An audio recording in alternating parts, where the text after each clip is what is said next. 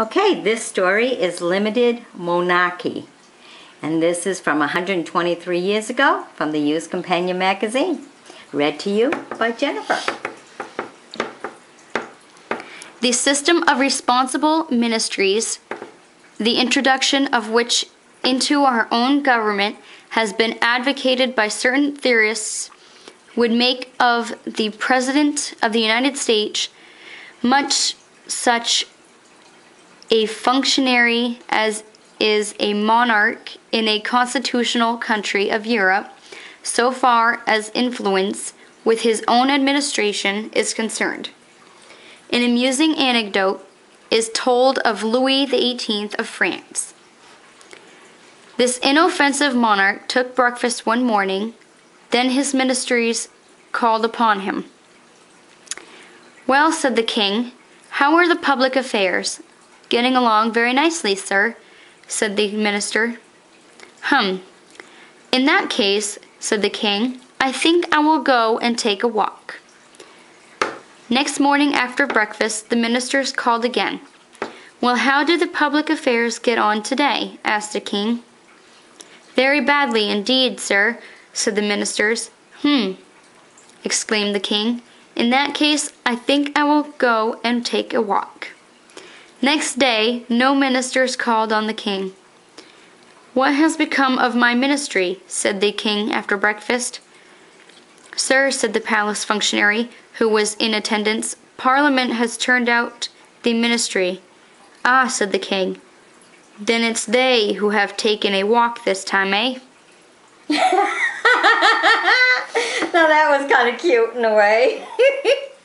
I kind of like that one. That was cute. Now, you know, in those days and stuff, if you look right here, the magazines, because this is 123 years ago, were put together with a string, not stapled like what they done in later years. But 123 years ago, all it is just a string put together and everything. And of course, the magazine was only 5 cents.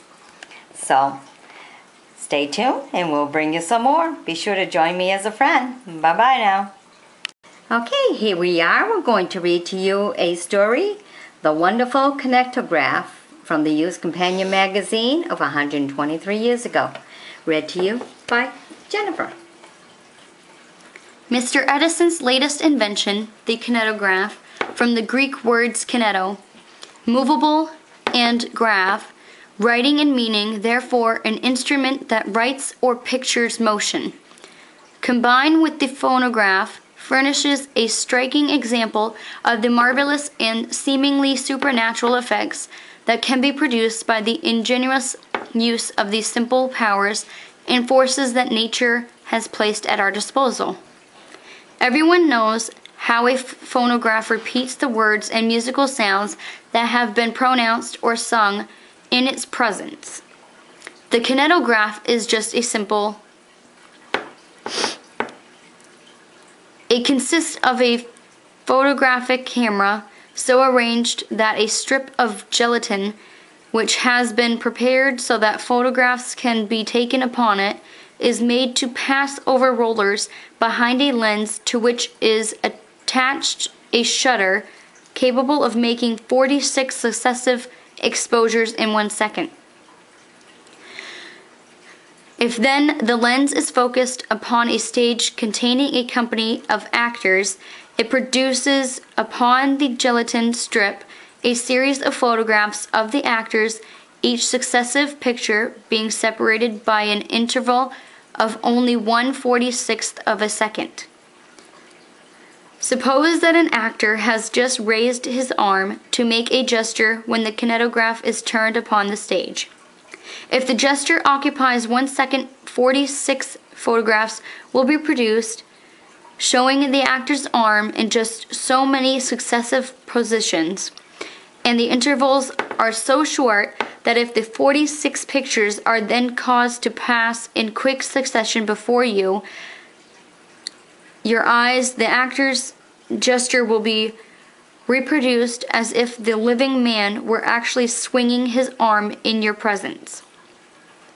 The principle employed is the same as that of the optical toy called the zoetrope. At the same time, a phonograph combined with the kinetograph records the words spoken by the actors while they are making the motions that have been photographed. It is only necessary then to cause the series of photographs to pass at a regulated speed through a magic lantern in order to present upon a screen not only a picture of the stage and the actors, but actually to show the latter moving about, smiling, frowning, and gesticulating just as they did in the real play, while at the same time the phonograph repeats the words that were uttered. This invention has not yet been entirely perfected, but a working model of it has been exhibited by Mr. Edison, showing that the machine will certainly do the things we have described. What would the old storytellers of the Arabian Nights, with their magic perspective glasses and enchanting carpets, say if they could pay us a visit and behold in the broad daylight of this practical age these astonishing products of Yankee ingenuity? You know, if you've seen one of these, or if you have one in the attic, of Grandma's attic or whatever, don't get rid of it as thinking it's just junk, because this is very valuable. I've seen it on Storage War where they open up some of them lockers and they found them, and they are worth a lot. So do not throw them away. They're valuable. Okay, just a little lesson that I've learned I'm sharing with you. And this story was written 123 years ago. So you know that to have something like that, you have something old and valuable. All right, be sure to join me as a friend and stay tuned for some more. Okay, here we are with the Used Companion magazine, July 23rd of 1891, 123 years ago. And we're going to read to you Stealing from Cities. And this will be read to you by Jennifer. The plundering of the city treasury of Philadelphia by city officials, the facts in regard to which are gradually coming to the light, is the most deplorable scandal in this country within recent years. It is no greater sin to steal $1 million than to steal 100, and a low-bred, ignorant fellow may be as mean a thief as a man who has attained high office by his talents and the favor of his fellow citizens. But when it appears that men who have gained public confidence by their seeming fidelity have conspired together to rob the community, and that their apparent trustworthiness was worse than a sham, the shock which is given by the country by the discovery is a grievous calamity. What are we to learn from it? A recent article in one of our magazines, written months before this disclosure of wrongdoing in Philadelphia, puts a great truth into a few words, as will convey they thought. The administration of a city government is purely a business, not a political matter. Americans are very unwilling to learn this truth. They are persuaded not to believe it by the low politicians who would lose something of authority and power if the principle were accepted. Yes, it is true. Local government is instituted to secure good police, good roads, proper drainage, efficient schools. They are simply business matters. Wherever, whenever, politics are allowed to enter into local government, they are dragged in by men who have an object to accomplish, which is not better government, but a chance for someone to feed at the public crib. The opportunity for the wholesale robbery of Philadelphia was given by the hold which party politics has in the government of the city. The spoils system has struck deep roots in our country. How soon will the American people learn that good government is the only reason for any government at all, and that the provision of places and offices for hungry politicians is a motive too degrading to accurately actuate any right-thinking person in his conduct as a public man. Okay, well that has a lot to be said even today, 123 years ago, because we see so much of it on the news from city officials robbing from the towns and different club members robbing and everything. So a lot of this is really even true today. And this was 123 years ago. So back then it was even more hurtful, even though it's hurtful to begin with. All right, stay tuned. Be sure to sub me, and we'll bring you some more. Okay, we have a learned Hackman story for you from 123 years ago from the Youth Companion magazine, and it'll be read to you by Jennifer. The race of drivers of public carriages has always been famous for its sharpness of wit.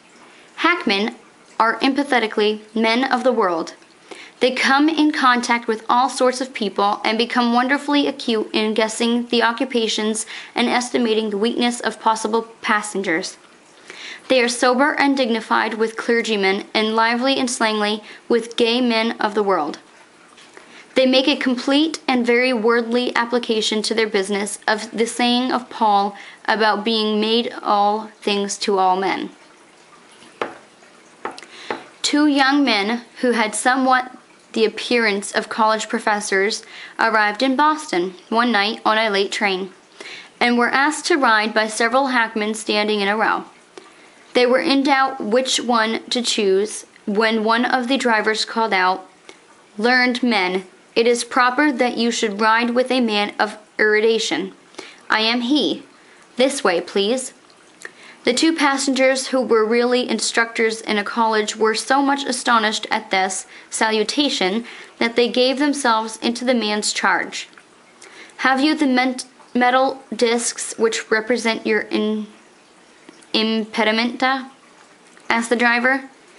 They give him the luggage bag checks. He loaded the trunks upon the carriage, and they drove to a hotel. Before leaving him, they engaged the man in conversation. "Yes," said he, "I have driven many learned men. I have often had Edward Everett and Horace Mann in my carriage together. Alas, they are both gone now. Pulvis et umbra sumus." "You are acquainted with Horace too, I see," said one of the passengers. "Very well," said the man, with a sad smile. "I have frequently had him in my carriage too, but not in perishable flesh. I am familiar with him in the immortal guise of ink and paper." This learned hackman sustained his character much better than did a driver at Newport on the occasion of one of the great meetings of friends which take place regularly at the city. In order to attract the patronage of the visiting friends, this man dressed himself in broad-brimmed hat and an old drab coat, and waited for passengers at the station or the steamboat wharf. Whenever a delegation of friends arrived, he called out, "Will thee have a carriage? Will thee have a carriage?" He had beguiled one Quaker into his convenience, but presently, having gone away for a moment with the passengers' checks, he returned with a stormy look on his face and called out to the Quaker inside the carriage, "Where in all get out is their baggage?" This unquakerly expression betrayed him as an impostor to the entire community of friends, and he was favored with no more of their custom. All right, well that was quite a story, and if you notice, some of the words have a different definition today. So keep that in mind when you hear this story. This is 123 years ago. They did not know what things were going to be like today. So I hope you've enjoyed this story, and stay tuned. Be sure to sub me, and we'll bring you some more. Bye-bye now. Okay, this is the Youth Companion magazine, April 23rd of 1891. July 23rd, sorry, of 1891. And this is Girls Who Think They Can't. You know how they always say, can't. Don't ever say can't. Well, this is for the girls who think they can't. Read to you by Jennifer. A kind of humility is sometimes encountered which makes the impatient inclined to the belief that vanity is a virtue. I am fully in sympathy with you in the work, says one of those over-modest maidens to an ardent toiler in some public or charitable cause, but I have so little executive ability. I am sure I should only make trouble for others if I tried to do anything. I am very sorry. Oh, it is of no use to come to me, exclaims another, holding up both hands in dismay. I simply couldn't, you know. It is too great a responsibility. I should never dare. You may have my name if you want it, for your vice president or something of that sort. That doesn't mean I must do anything, says another. But I cannot be an active member. I have no talent for persuading people or convincing them or managing them. And I haven't enough push to beg or get money out of people. And I don't at all understand matters of organization and parliamentary proceeding. And I couldn't possibly make a speech to explain my views to a committee, and the idea of making a report on anything sends cold shivers down my spinal column. If the people who give such answers as these were really incapable and their humility were a genuine and just acknowledgment of a natural defect, there would be no cause for complaint. But this is not usually the case. As a rule, they are quite as capable as the average and occasionally even more so. They simply wish to shirk responsibility, or they are lazy, or they dread possible disagreeable features in the work proposed. Their modesty is nothing but unreadiness. To the willing worker, seeking help and baffled by refusals from people who think they cannot do anything, what a delight it is to come at last to one of the opposite type. One eager to work, rejoicing to assist, ready to undertake new tasks, trusting in her own powers, and still more in the power of an excellent cause and the goodwill it should command from others. Such a one is deterred by no false modesty. She is aware, sensible, and without conceit that she is capable of good work, and she is not afraid to assume responsibility when a responsible person is required. She is always ready, and that would alone make her a powerful and an inspirational person. Sometimes said one of these helpful women the other day, half laughing and half in earnest, I am ashamed to think of the things I undertake to do. But I hate to refuse when I am asked to do a thing that I know ought to be done. I believe if I were invited tomorrow to assume the government of the Congo state, I should answer certainly with pleasure, just wait till I pack my toothbrush. That is the spirit in which good workers do their best, and the spirit, too, which wrings labor from the lazy and kindles the indifferent to adore. Now, isn't that something? That is a very, very nice story and a really good one for people to really stop and think about, because these are the qualities we really need today. Stay tuned for more as we bring you more. Bye-bye.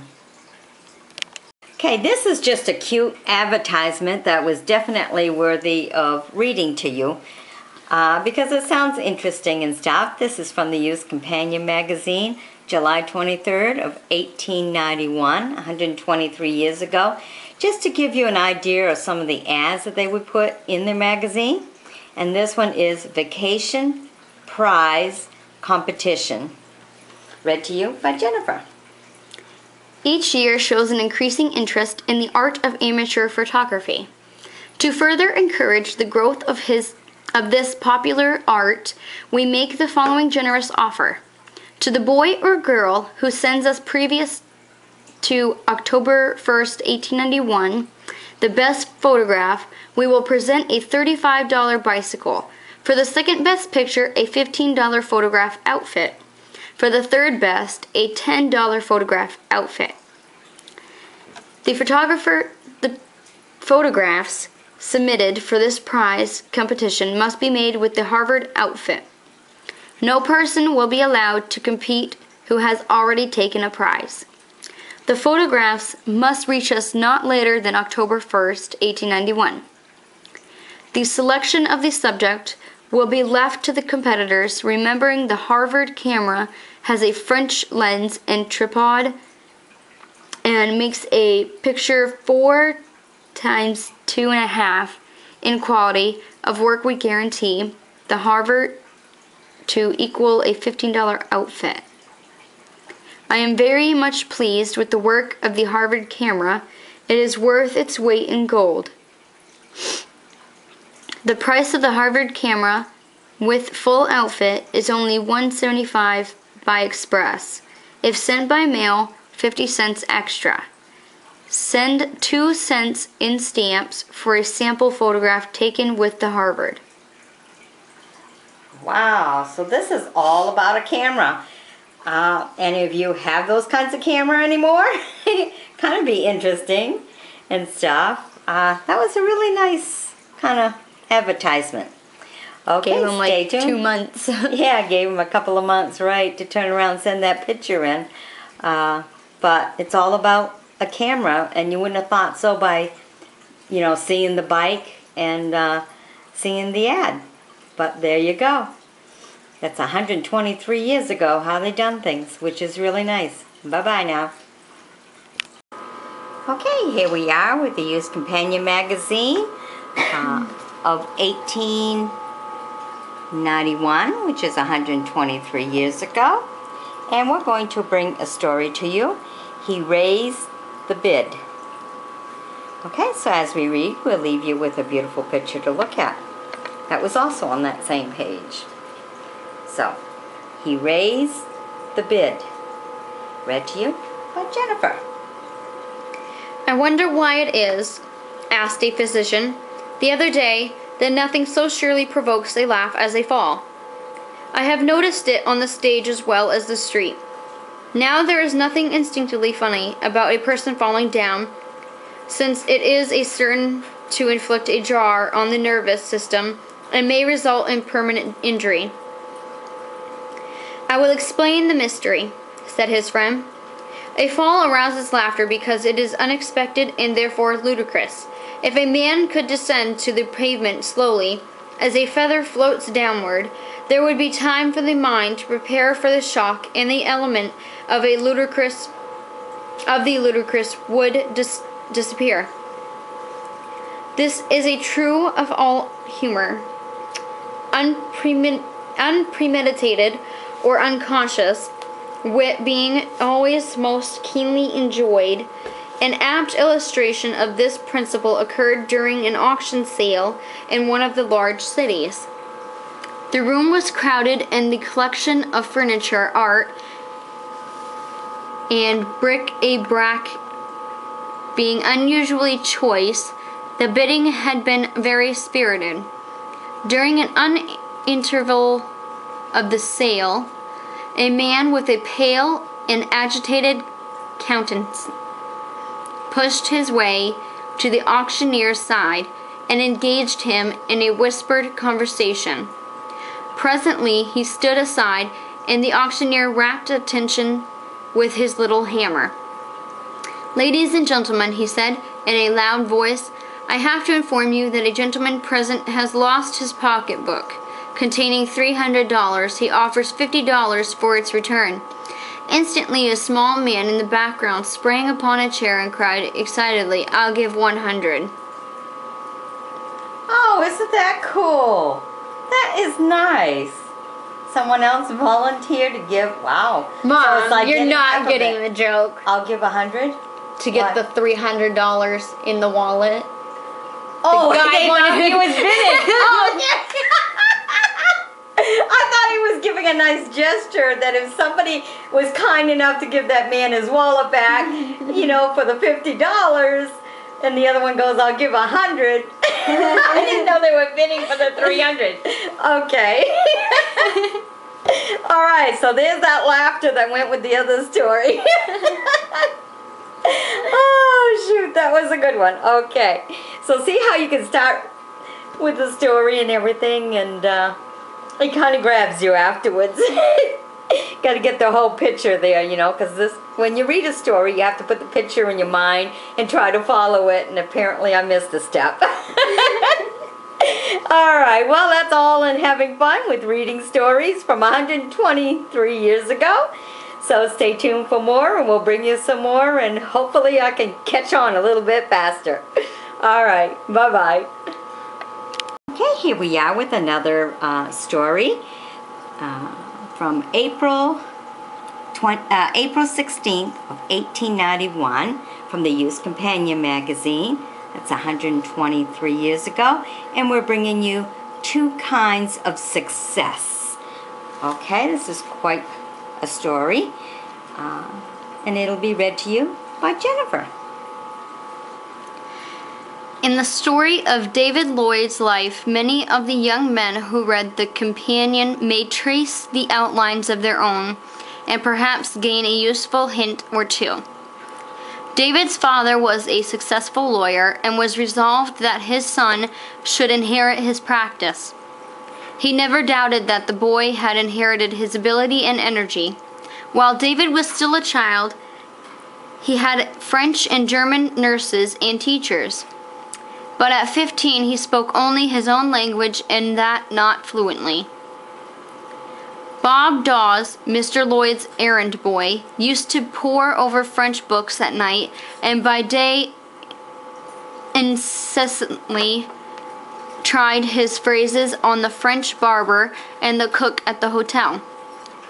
After a year or two, he chattered to them, not with a Parisian accent, but well enough to express himself clearly with ease. David was sent to the academy of the town. He was fond of literature and pored over books of history and travel, but he was at the foot of every class. Mr. Lloyd protested loudly against the inefficiency of the teachers, their bad system of instruction, and the injustice of the methods of grading the pupils.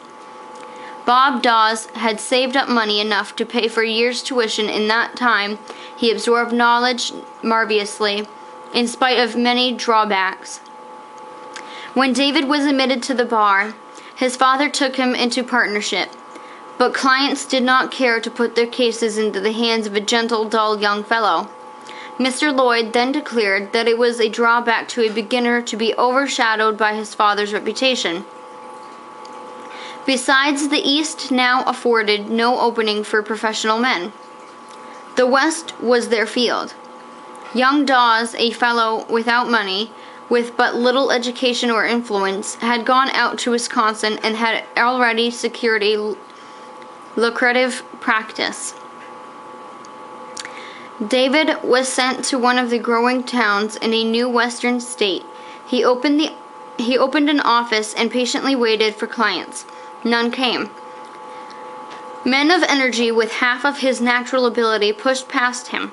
He was like a weed washed on the shore while the merciless current swept by. After 2 or 3 years he came home. "I shall always be an unsuccessful man," he said to his father. "Look at Dawes, with half of my chances influentially and successfully. I will give up. Let me, at least, be happy in my own way."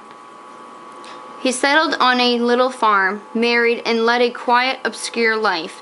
He did not gain money, power, or reputation, but his wife and children loved him, his friends honored him, and the number of the poor and needy whom he helped was known only to God, who was his friend.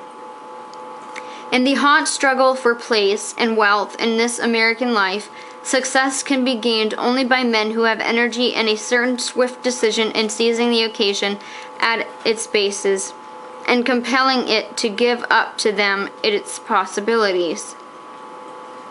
The boy or man without these qualities will probably be thrust aside by the crowd in school, in a profession or a trade, at the East or at the West, but there are higher successes in life than that of making money, or a business, or a professional reputation.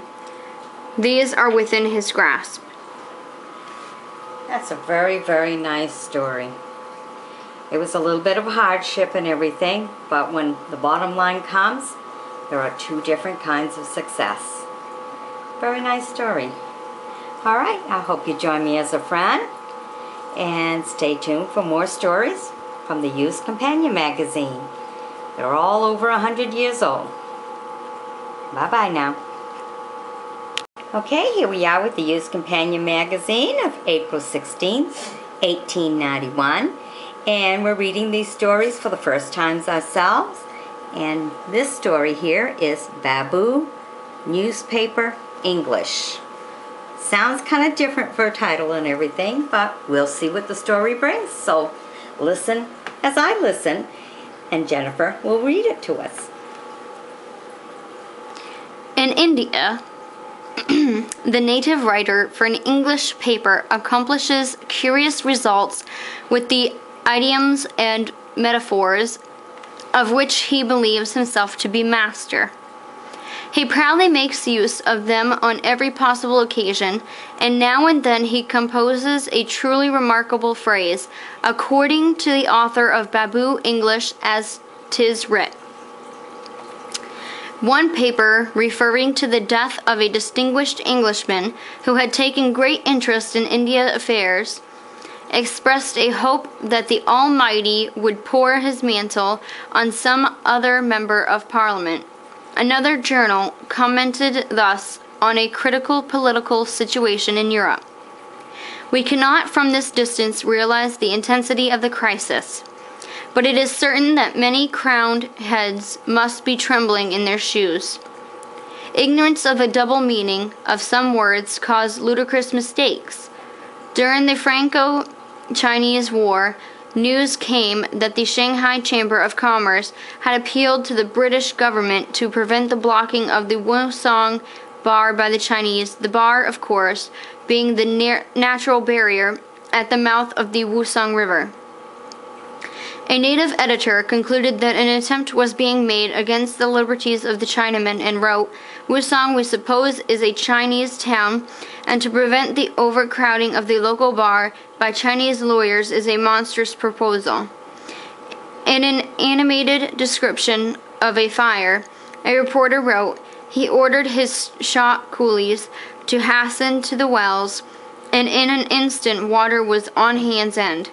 Several gentlemen, with their lives at frequent stake, stood on the burning huts amid constant boomings and loosened away the blazing roofs with mighty strength and Herculean labor that astound the natives to behold from afar. They were also simultaneously busy to pump water to the tops of the houses with extraordinary agility and bravery that makes our hair stand on end and our senses on their standstill." Okay, read what you may on that one, and we'll bring you some more interesting stories from the Youth Companion magazine of 123 years ago. Bye-bye now. Okay, here we are with the Youth Companion magazine of 123 years ago, and we're going to read How the Counterpane Got Smutty. Sounds interesting, an interesting title. So Jennifer wants to read this one to you, so here we go. "Liddy Jane, have you been in the foreroom?" That was what Grandma Higgins sternly demanded of Aunt Lady Jane ever so many years ago, when she was a little girl. The Higginsons lived in a long log house with 2 rooms. There was the great kitchen, where the brick oven was large enough for a man to crawl into, and a cunning tin baker set up before a roaring fire in the deep fireplace, in both of which Grandma Higgins did all her cooking. That was before stoves came in fashion. One corner of this kitchen was given up to the big loom, which its stout frame, its great yarn beam and cloth beam and treadles and pulleys and harnesses and sleighs.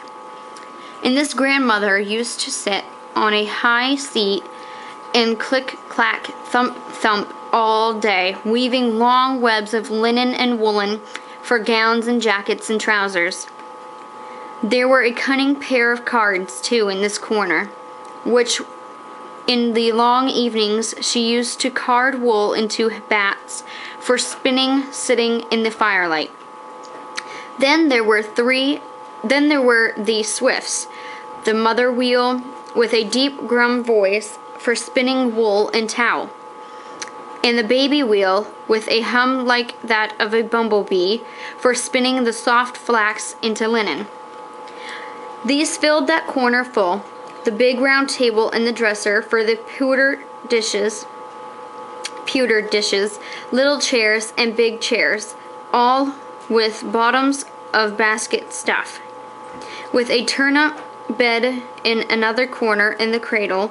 There was always a cradle in the kitchen in those days, made even that great room so full of that Grandpa Higgins used to declare that there wasn't enough room to swing a cat around by the tail. And I don't believe there was without hurting the cat. In the foreroom was the high bedstead with its white netted canopy and dimity counterpane. This was the company bed. Liddy Jane nor Sam nor Amazia nor any of the other little Higgins were allowed to go into this room alone, to even peep into the great mahogany bureau drawers or to tilt one of the spindle-legged chairs. So as with honor or astonishment that Grandma one day discovered great blotches of smut upon her snow-white counterpane. Liddy Jane stoutly denied any knowledge of it. So did Sam, and so did Amazia. But that didn't save them from being sent to bed in the low chamber without their suppers of mush and milk, and threatened with having their mischievous act made known to Parson Wimple, a worthy traveling preacher and family counselor, who was expected to sleep under the netty canopy the next night, and to preach in Squire Brown's new frame barn on Sabbath day. It took Grandma all next day to remove the spots and get the quilt ready. Parsons Wimple came, and Liddy Jane and Amazia and Sam, with their hearts ready to jump out of their mouths, sat primly in their little chairs all in a row, while the baby Higgins hid in the great loom. But Grandma didn't tell him then. Well, when Parsons Wimple went to the hop in under the netty canopy that night, after he had snuffed out the candlelight and rubbed his fingers on Grandma's big braided hearth rug, what should he do but hop right on to Dib, the old white cat, and her great family of brand new kittens. He was a stranger, and Dib flew at him in a rage. It is safe to say that Parsons Wimple hopped out from under the canopy much quicker even than he had hopped in, and didn't he shout? Grandpa ran in, and there was old Dib, covered with soot as a chimney swallow, standing on the edge of the bed and spitting at Parsons Wimple with all her might, her hair standing up every which way. She had come down the big low chimney to find a soft bed for her family. That was how the counterpane got smutty. There you go. That was cute. And you know what? That reminded me so much of when we were kids. How you a little bit of something done wrong and everything, and oh boy, wait for the priest to come around. Oh, I could feel that through the whole story. It was kind of funny. Takes you back in time and everything, but there's always an answer for everything. Alright, I hope you've enjoyed that story. It was very cute. Loved it. And stay tuned for some more as we read some more of the Used Companion magazine. This one is 123 years ago. Bye-bye now. Okay, here we are with the Used Companion magazine of 123 years ago. And we're going to read How the Counterpane Got Smutty. Sounds interesting, an interesting title. So Jennifer wants to read this one to you, so here we go. Liddy Jane, have you been in the foreroom? That was what Grandma Higgins sternly demanded of Aunt Liddy Jane ever so many years ago, when she was a little girl. The Higginsons lived in a long log house with 2 rooms. There was the great kitchen where the brick oven was large enough for a man to crawl into, and a cunning tin baker set up before a roaring fire in the deep fireplace, in both of which Grandma Higgins did all her cooking. That was before stoves came in fashion.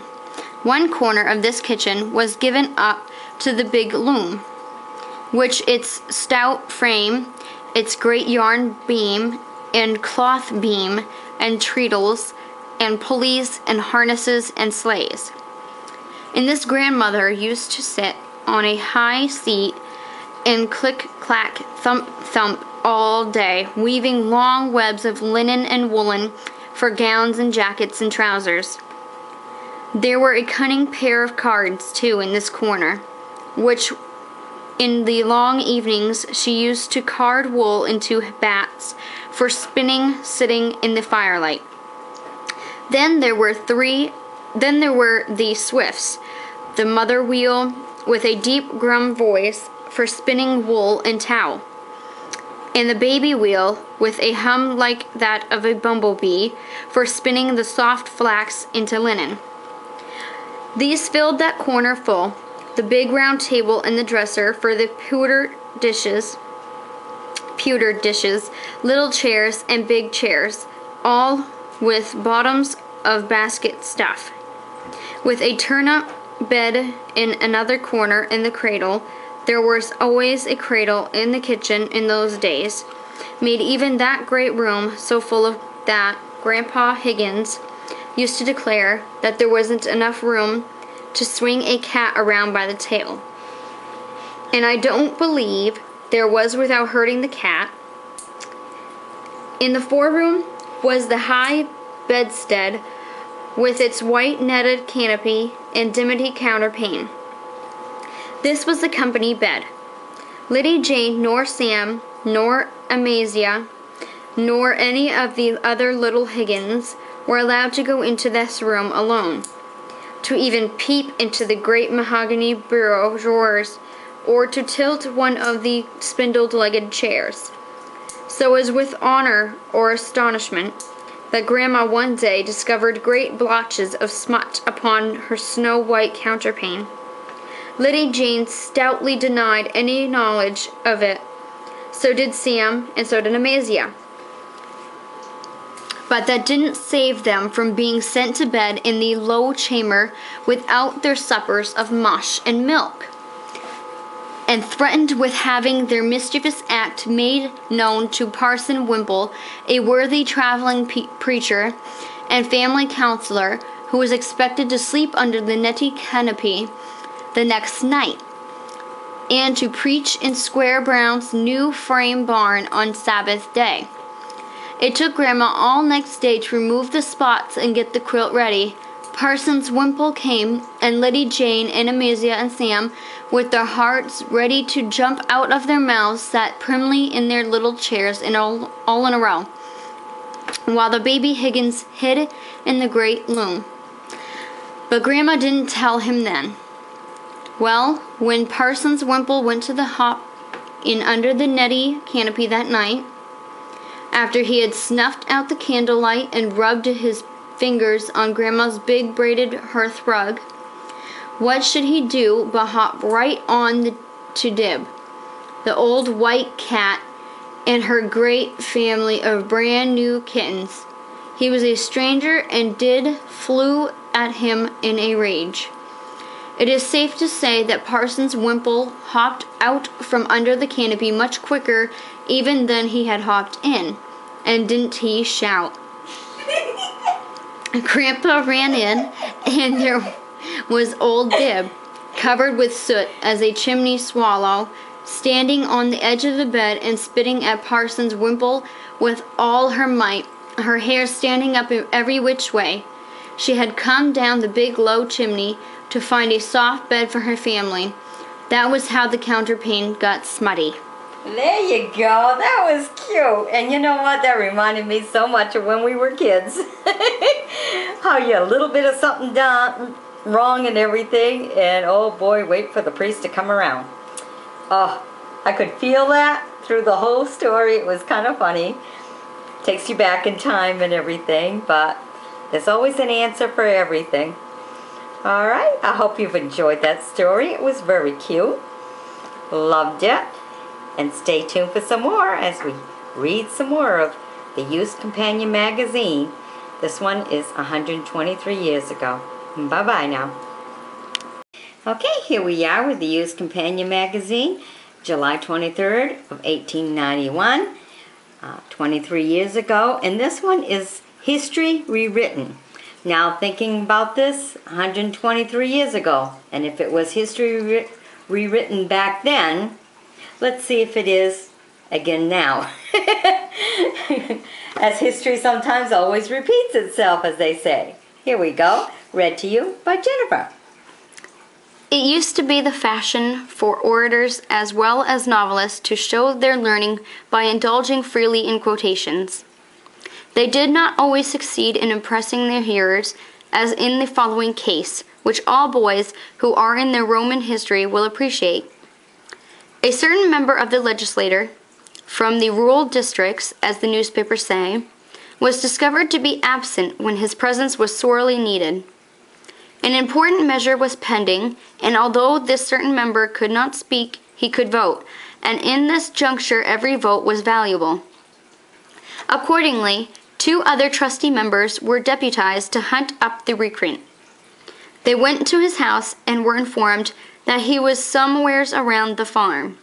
Somewheres proved to be a field where he was busily working. "Well, is this what you're doing?" cried the searching members reproachfully. "Yes, here I am," said the rural member cheerfully. "You find me like another Cincinnatus killing potato bugs."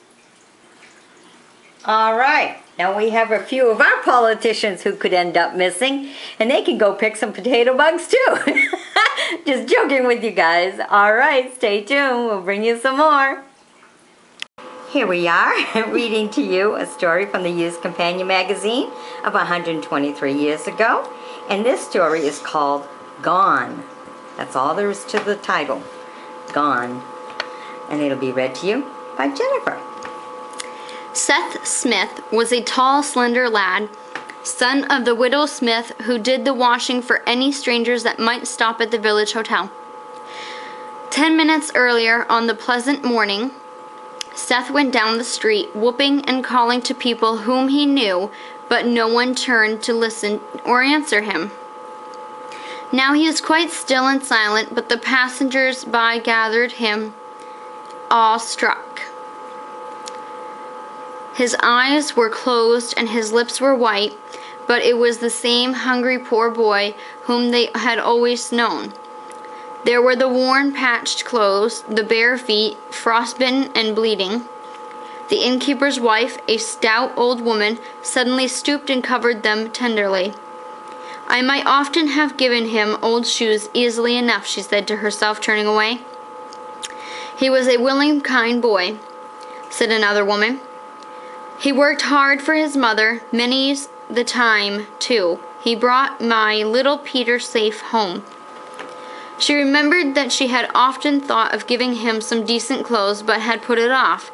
The village teacher passed on his way from school, and stopped where Seth lay on the porch of the inn. "Who is it, Seth?" he said, peering down at the quiet boy's face.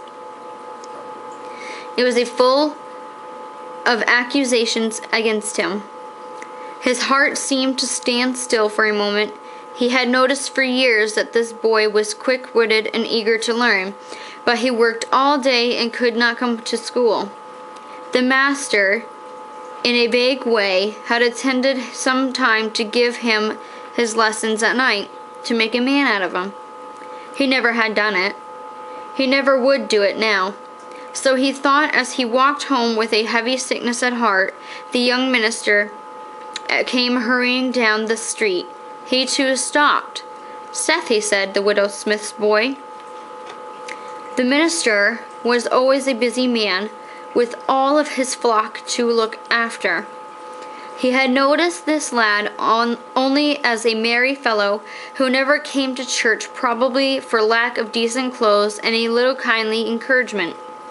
He had meant to speak to him as he met him, to tell him of the one friend who was better than all others, and to give the lad a word of kindness and of help. He had not done it.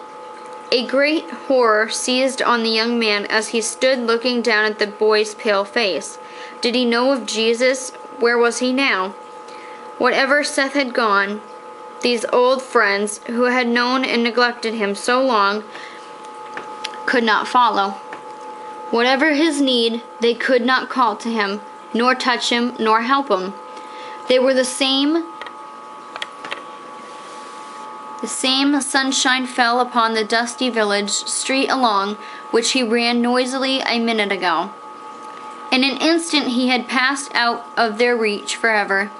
There is not a friend, nor a servant, nor an acquaintance whom we neglect today, who some time may not turn to us Seth's white accusing face.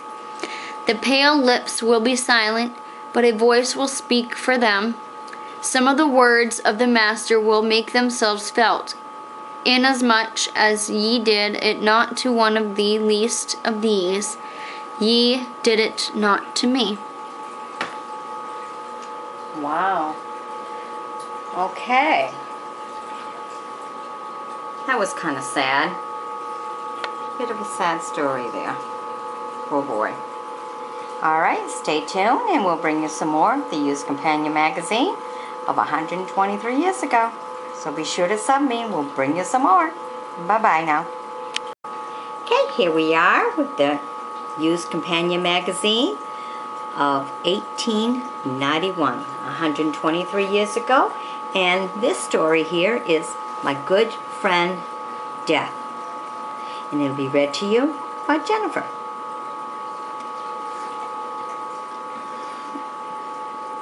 Inscribed to the honored memory of David A. Wasson.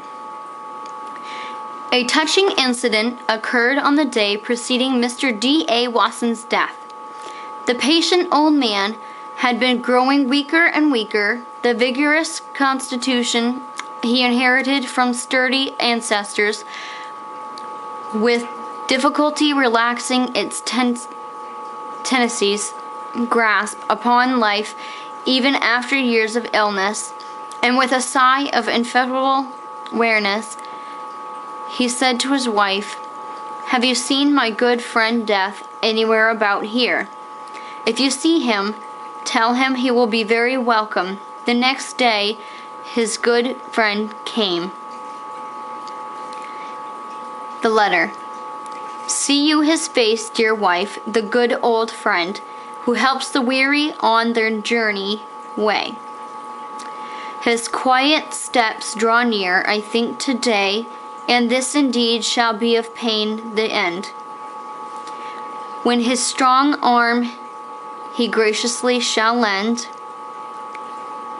through what vast wonder regions shall we stray? Where he is king, and none can say him nay, shall I his triumph share as on we wend. So spake he. Night bent low to watch his bed, with starry eyes, said winds called round the place, for that good friend whose coming seemed so slow, to him who waited. But when morning shed on him the glory of her radiant face, from light to light death led him glad to go. Wow. Another sad one, but part of life. My good friend, Death.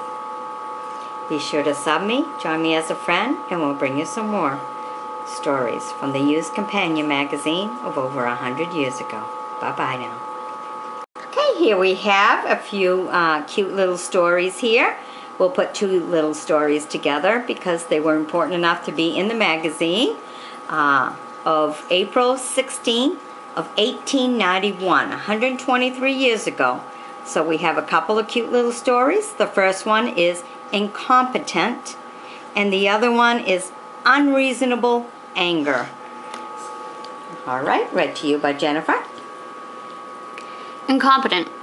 The doctor in the following little story from the Chicago Times was in a position somewhat like that of the colored minister whose church sent him his resignation.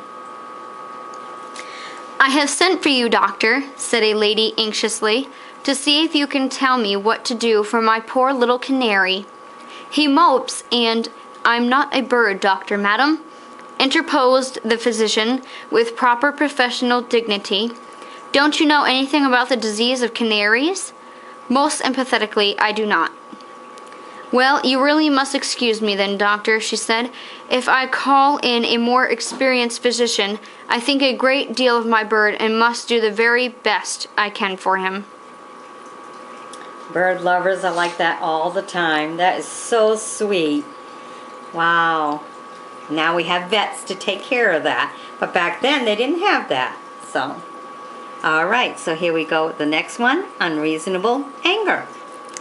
The value of compliments depends in great part upon their seasonableness.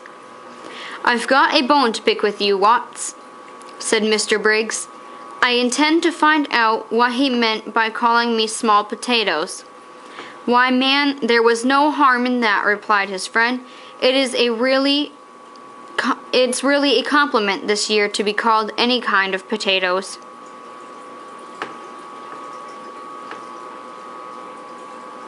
Is that it? Yeah. Okay. It's a compliment to be called a potato. A small potato. Oh dear. So Kara's a little small potato. If I called her that, I wonder what she'd think. I want French fries? All right. So that's the two cute little stories. So we'll bring you some more. So stay tuned. Sub me. Join me as a friend. And we'll bring you a lot more interesting stories. Bye-bye now. Okay, here we are with the Used Companion magazine. And this one's July 23rd of 1891. And this is a beautiful cover picture for the magazine. Okay, and these magazines were only 5 cents back then. Okay, interesting picture, horse-drawn wagon. Beautiful, beautiful. Okay, and because it is 123 years old, the pages are rather delicate. Here we go to the first one here, and we're going to read to you, Is the Earth Round? Okay, how many of you have always questioned that? You know, and wonder why, you know, people on the other side, they ought to fall down. So anyhow, here's the story of Is the Earth Round? And it's read to you by Jennifer. Persistence is an excellent quality, but lifelong adherence to a grave error, in spite of all logic, is a very great mistake. There lately died in England a man whose life well illustrated Dr. Johnson's lines descriptive of a mistaken author's work.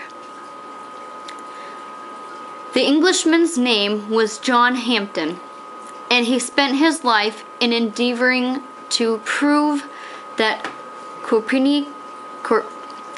Copernicus, Newton, and all the men of science who came after them were wrong, and that the earth is flat and not round. Hampden was a man of some wealth, and consequently could indulge himself not only in the publication of endless pamphlets, but in the luxury of much time spent in writing to the newspapers letters directed against the inconceivable error that the world is now in as to the size and shape of the earth. Hundreds of long communications from him on this subject found their way to the waste-baskets of the newspapers, but he was not to be discouraged by their failure to appear in print. It was impossible for the Times, the Daily News, or any other leading newspaper to make a casual reference to the globe without precipitating a long letter to the editor from Mr. Hampton, which generally began in this way: Dear Sir, an article which you published this morning contains a word which implies an assumption that the portion of the universe which we inhabit has a spherical form. This was no doubt an inadvertent error, but as others may be misled by it, I venture to explain in a few words why the world cannot be considered round. Then he went on with a long explanation of his theories. Though the newspapers were seldom printed his letters, and his pamphlets had very few readers, Mr. Hampton found ways to bring himself and his theories to public attention. He once offered to the wager £500 sterling that he could prove that the earth was a flat surface by the following experiment. He proposed that upon a straight stretch of the Bedford Canal, 3 vessels should be moored in a straight line at intervals of a mile. All 3 vessels were to have main masts of exactly the same height. Hampton assumed that if this was done, a telescope placed at the same level as the tops of the 3 masts could not distinguish that the middle mast was any higher than the other 2. The wager was taken, and the experiment actually made, and it was found that the top of the mast of the middle vessel was nearly 8 inches higher than the masts of the other 2 vessels. Hampton refused to pay the wager, and the matter was brought into court, where he was compelled to pay the £500. But he was as far as ever from being convinced, and declared himself a martyr to the stupidity and prejudice of the rest of the world. When confronted with the fact that the earth had actually been circumnavigated, Hampton maintained that all the circumnavigators had simply been sailing around a given point. He published the immense map on which he represented the North Pole as a point on a central plane, with the known regions of the earth radiating from it, and ending in a vast Antarctic region entirely surrounded the known earth. Of course, such a map must represent points in the southern hemisphere at a most prodigious distance from one another. But Mr. Hampton was not deterred by the difficulty. All his reasons were satisfactory to himself, and no proof could convince him of his error. All right, so there's a little bit of knowledge, and I guess you still have to figure out, as the world did, is the earth round? They found all that out in later years. And there you go. But this was the beginning of asking that question. All right. Be sure to sub me. Join me as a friend. Bye-bye. Okay, this one just has a nice title. This is 123 years ago. So let's find out what they thought of 123 years ago as village gossip. Because that's the title of it. So it ought to be good. At least it sounds good. Everybody wants to hear a little bit of village gossip. But 123 years ago, you never know what it was. Because times have changed. All right, so this is read to you by Jennifer. The red flag fluttered over the door of Gilman's Emporium. The villagers were crowding the sidewalk, while from within came the sound of the auctioneer's nasal tones and the rap of his hammer. Mr. Whiffen, a merchant from the neighboring county town, stopped in a group of men outside. Ned Gilman, sold out by the sheriff. What does that mean? I should have said that, of all the young men in this village, he was the one who would make his way. Has he taken to drink? Not at all, said the squire. He's sober enough. Ned understood his business, pursued Whiffen, still curious. He was a salesman for me for 2 years, you know. I never had a more polite fellow to customers, nor one who could run off goods faster. I never had any damaged goods left on his counter. He sold them all at full price. He was almost too smart. You have hit the nail out on the head, said the squire. Gillam is a pleasant, polite fellow, but tricky. When he opened the emporium, we all went there to buy. I took my custom from old David Longacre at the corner, thinking that we must have the fine table delicacies which Ned promised. But presently I discovered that whenever he could palm off inferior goods for the best, he did so. I never went back to him. David's goods were always just what he represented them to be. He's a crusty old fellow, but his word is to be taken. Our experience was the same, said the doctor. My wife and daughters wanted to keep up with the fashion and bought their hats and gowns, which Ned declared were the style in New York. But when they found they were old auction goods, which he had bought cheap and sold at high profit, they never went into the store again. That is the history of his dealings with most of the villagers. One after another dropped away until he had nobody left. Hence the red flag and the sheriff waving his hand. Well, well, I always thought Ned Gillam would score a success in this world, said Mr. Wuffin, as he climbed into his buggy and drove toward home. Such a polite fellow, and so agreeable to everybody, he muttered, flickering his horse gently. Young Gillam himself, as he watched the auctioneer and the buyers, wondered bitterly at his defeat. He had started with but the little capital, but clear of debt. Now he owed everyone, and the assets would not cover his debts. I tried to be civil and pleasant, he said. I looked sharply after my own interest. I don't know where my mistake was.